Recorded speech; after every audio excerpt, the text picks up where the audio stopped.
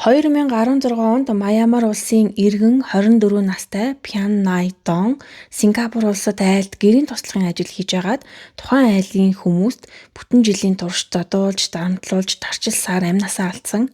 Өндөр цалин сайхан ирээдүй мөрөөдөж ирсэн хөөрхий бүсгүйг өрөвдөж инэрх сэтгэл тэдэнд даанч байсангүй.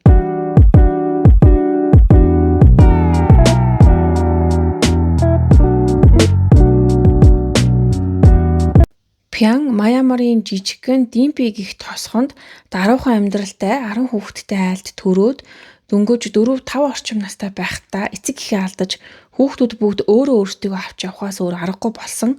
Ах дүү нарын амьдрал маш хэцүү байсан ч тэд жижиг газар дээр ногоо тарьж түүнийг худалдан борлуулж амьдардаг. Пян 15 нас хүрээд баг дүүнэрээ асрахын тулд сургуулиатаа завсардаж ингэж амьдарсаар 2013 онд 21 наснда хүүхэд төрүүлснээр түүний амьдралд улам их хариуцлага нэмэгдэж гэр бүлээ тэжээхийн тулд барилгын ажил хийж эхэлсэн. Гэсэн ч эмэгтэй хүн барилгын ажил хийх нь хангалттай орлого олж чадахгүй, цалин нь амьдралд нь хүрэлцэхгүй байсан. Энэ хүнд хэцүү цаг үедээ Пян тосгоныхоо хүмүүсээс гадаадад ялангуяа гэрийн үйлчлэгчээр ажиллах нь боломжийн цалинтай байдаг тухай сонсоод энэ санааг нухацтай бодож үзсний эцэст өөрийнхөө болон хүүхдийнхээ ирээдүйн төлөө Сингапур улсад гэрийн үйлчлэгчээр ажиллахыг сонгосон. Гэтэл түүнд нэг саад тулгарсан нь Пян тухайн үед дөнгөж 22 настай байсан бол Сингапурт гэрийн үйлчлэгчээр ажиллах хууль ёсны доод нас нь 23 юм байна. Өөрийнхөө хөдөлмөрийнхаа үр шимээр тохилог байшин газар худалдаж аваад сайхан амьдрах мөрөөдөлтэй бүсгүй. Энэнд бол шантраагүй.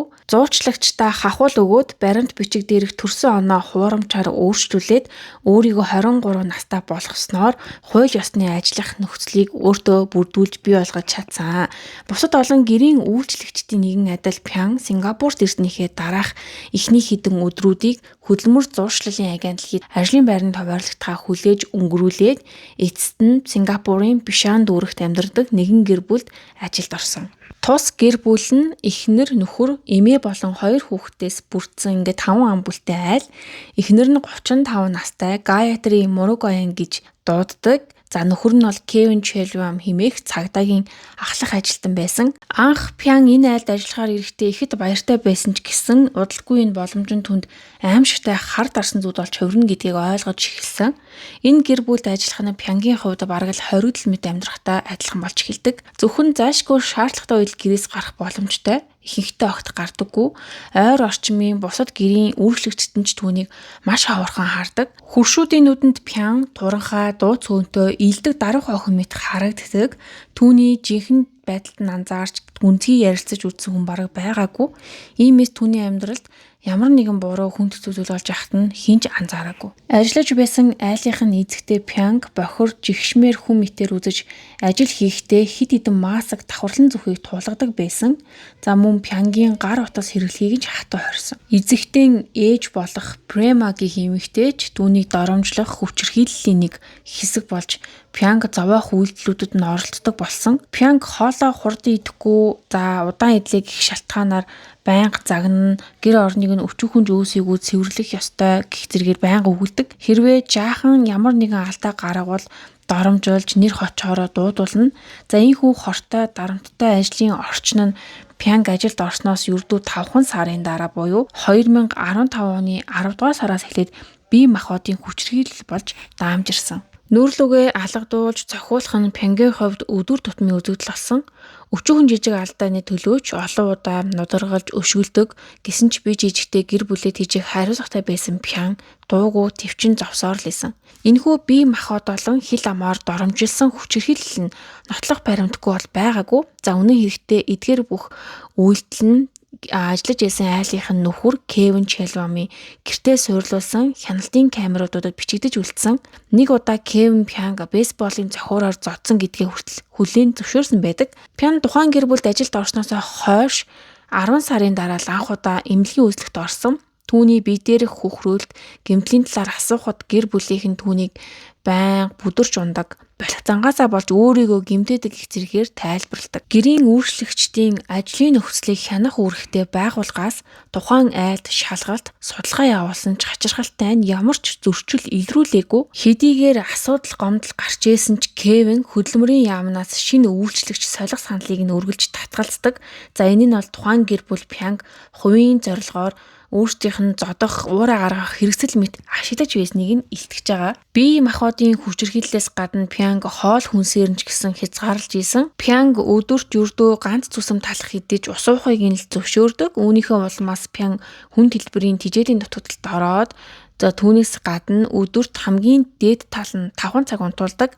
Ийм тамшиг орчинд түүний туулсан аимшигыг төсөөлөхөд бэрх эрх мэдлийн асар их тэнцвэргүй байдал Пянг бүрэн дарангуйлж гадаад оронд дөнгөж ирсэн түүний хувьд эсэргүүцэх ямар ч тэнхэлж чадвар байгаагүй.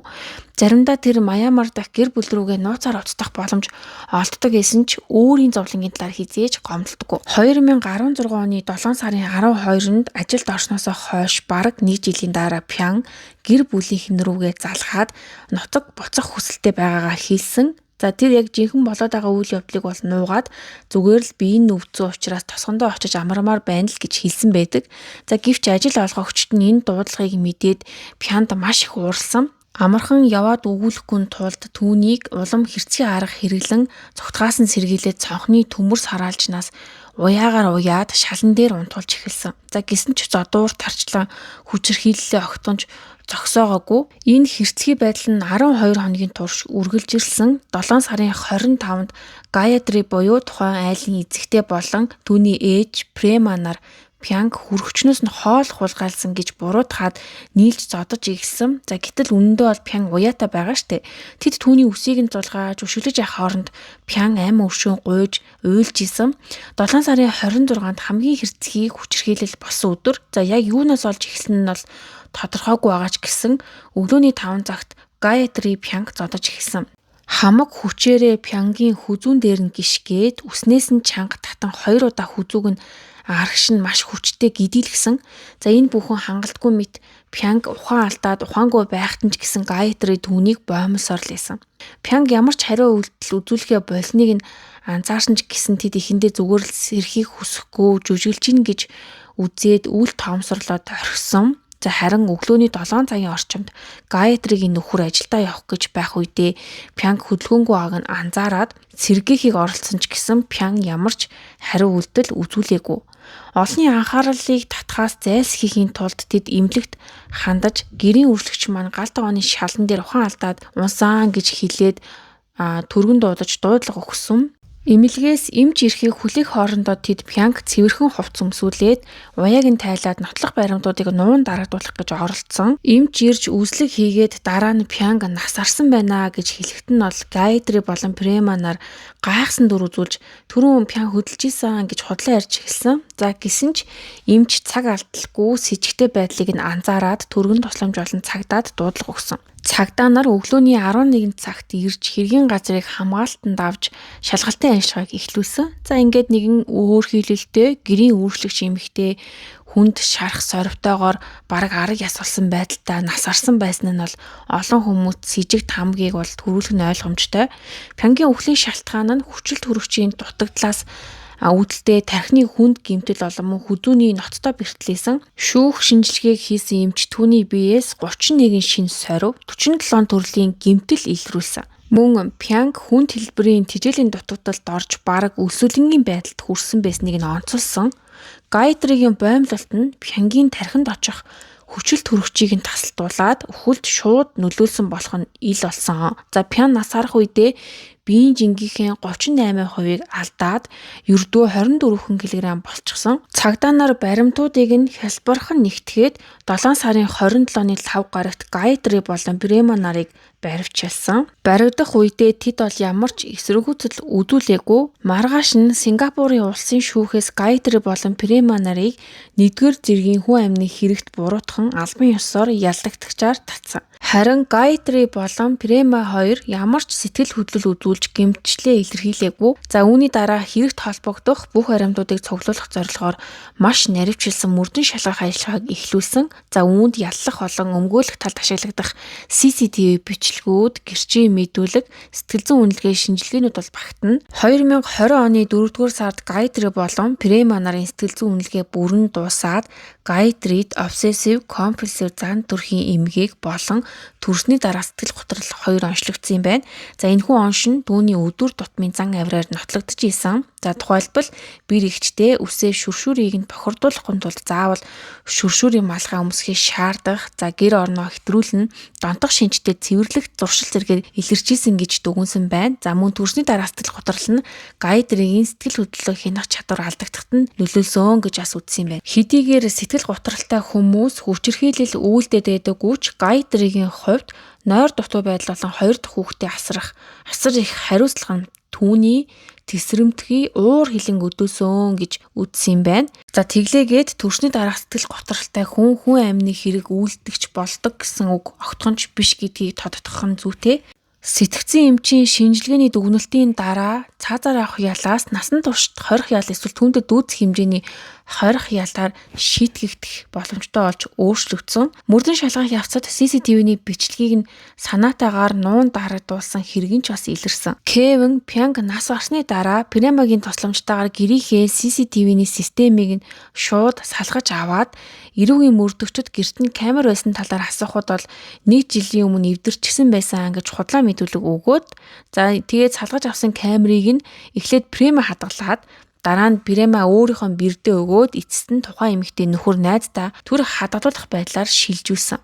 За гэвч цагдаа нар энэ оролдлогыг нь хурдан илрүүлж хамтран ажилласан найзаас нь CCTV-ний бичлэгийг нь амжилттай олж авсан байна. Тухайн бичлэг дээр гэр бүлийнхэн Пянгийн дээрээс хүйтэн ус асгах, гар хүл болон гарт таарсан эд зүйлээрээ хэрцгийгээр зодох, за бүр хамгийн аимшигтай нь Пянг Гаятри халуун эндүүгээр түлээд боомлж байгаа нь бичигдэж үлдсэн байсан. Эдгээр 3 хүний шүүх хурал ээлж дараадаа явагдсан. За эхлээд Гаятригийн шүүх хурал нь 2021 оны 2 сарын сүүлчээр болж түүнд хүнийг тарчлаан зовоож амь насанд нь хүрсэн хэрэгээр 30 жилийн ял оноосон. Дараа нь Гаятригийн ээж Премагийн шүүх хурал нь 2022 оны 11 сард болж түүнд нас арсан гэрийн үйлчлэгчийг зодож тарчлааж амь насанд нь хүрэхэд оролцсон бас нотлох баримтыг устгахыг оролцсон хэрэгээр 17 жилийн ял оноосон байна. Хамгийн сүүлд Кевиний шүүх хурал болж 10 жилийн хорих ял оноогоод ялаа сонссныхаа дараа Гаятри болон Према нар дав заалдах хүсэлт үзүүлсэн ч гэсэн шүүхээс түүнийг нь хүлээж аваагүй. Олон нийтийн уур хилэн дунд ч хүмүүс нэгдэн 2021 онд нийт $200,000 хандивлан Пянгийн гэр бүлийн өдөр тутмын амьдралыг нь дэмжлэг үзүүлсэн. Пянгийн хүүгийн боловсролын зардлыг Сингапур дахь Майамигийн элчин сайдын яам хариуцгааж илэрхийлсэн. Пян одоо Мянмар улсад эцэг эхийнхээ дэргэд мөнх нойрсож байна. Өнөөдрийн дугаарыг энэ хүртэл сонссонд баярлалаа. Дараагийн дугаараар дахин уулзтлаа. Түр баяртай.